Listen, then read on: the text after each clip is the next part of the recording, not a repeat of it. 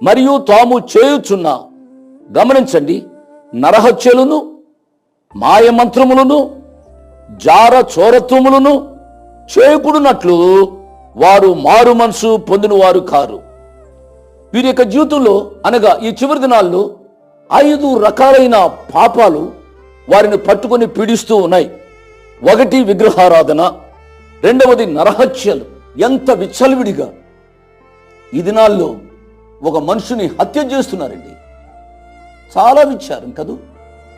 ఇంత అగాధ్యానికి ఎందుచేత వీరు పాలు పొందుతున్నారు అనే విషయం ఆలోచిస్తున్నప్పుడు మన మానవ జ్ఞానానికి అందడం లేదు.